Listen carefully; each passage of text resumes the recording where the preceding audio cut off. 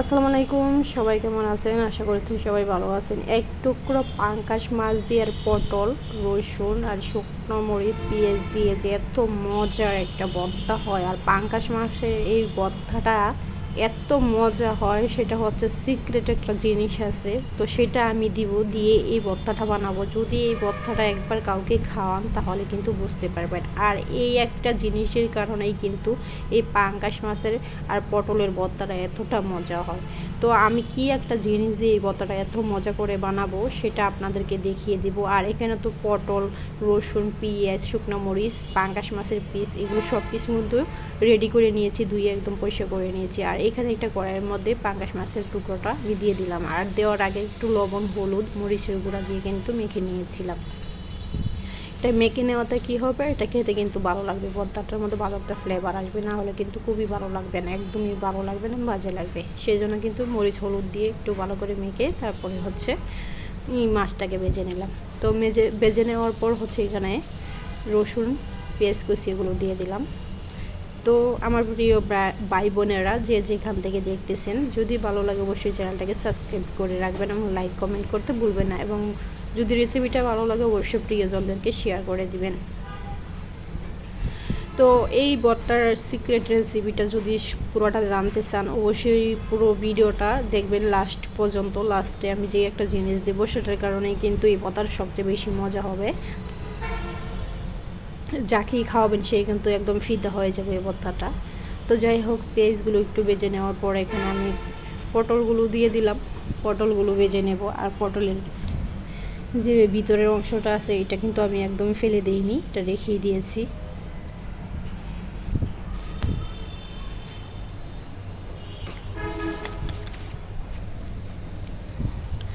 তো ভেজে নেওয়া শেষ হয়ে গিয়েছে, এই যে দেখতেই পাচ্ছেন ভেজে নিয়েছি। এখন আমি নামিয়ে নেব ওটাকে।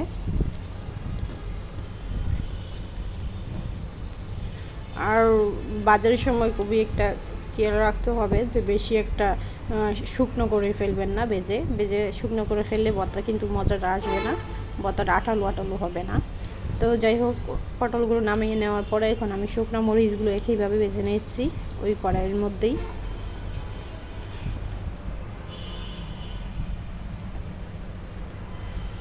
তো এখন বাজার শেষ হয়ে গেছে, নামিয়ে নিলাম। এখন চলে আসলাম ভর্তা বানানোর জন্য। তো সেই জন্য একটা ফাড়া তো লাগবেই ভর্তা বানাতে গেলে। তো এই যে দেখেন পাকা বুড়া কী করছে, সে ভর্তা বানাতে এসেছে।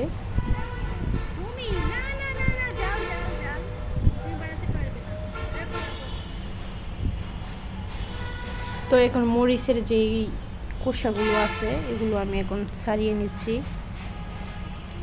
মানে ডাটাগুলো ছাড়িয়ে নিচ্ছি। আগের ডাটাগুলো ছাড়াই নেই, কারণ হচ্ছে এখানে আগের ডাটাগুলো ছেড়ে নিলে মরিচটা আছে না, মরিচটা একদম ঝরঝরা হয় না, ফুটায় যায় এই জন্য। আর এখানে লবণ দিয়ে দিলাম পরিমাণ মতো। এখন আমি বাটার মধ্যে ভালো করে বেটে নেব, আগে মরিচগুলো বেটে নেব। আর এই ডাটাগুলো আগে কেন ফেলিনি কারণ জানেন, এই ফেলে দিলে কি হয়, অনেক সময় পুতায় যায়, আর পাড়া দিয়ে বাটতে গেলে অনেক কষ্ট হয়। যদি পরে একটু পরে আপনি এগুলো ফেলে দেন দেখবেন কি মচমচে যে হয়, মরিচগুলো একদম মচমচে থাকে এই জন্য।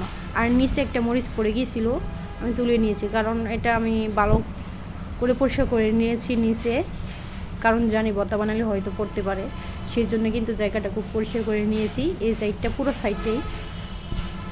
তো মরিচটা বাটা হয়ে গেলে পটল আর হচ্ছে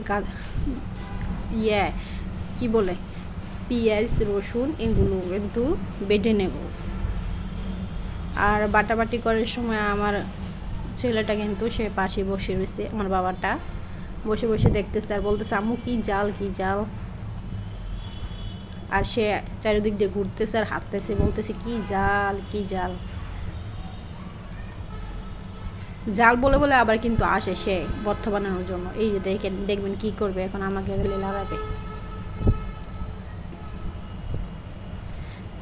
তো যাই হোক, এখন পাঙ্গাসের যে টুকরোটা রেখে দিয়েছিলাম ভেজে, এটা কিন্তু এখন বেটে নেব।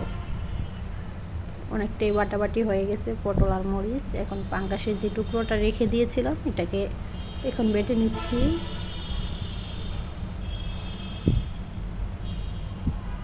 ভর্তা বানাতে কিন্তু কষ্ট লাগে, বাট খেতে কিন্তু খুবই ভালো লাগে।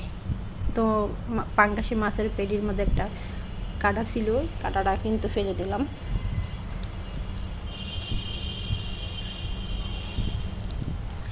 আর হচ্ছে একটা কথা, এই ভর্তাটা বানানোর সময় কিন্তু আপনারা যে কোনো মাছ নেন, মাছের চর্বিটা নিলে ভালো, মানে পেটির মাংসটা নিলে ভালো, তাহলে কিন্তু ভর্তাটা খেতে ভালো লাগবে।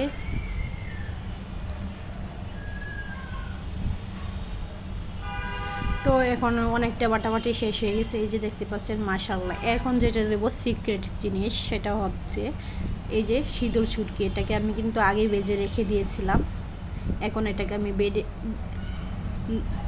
বেটে নেব। তো বেটে নেওয়া শেষ হয়ে গিয়েছে।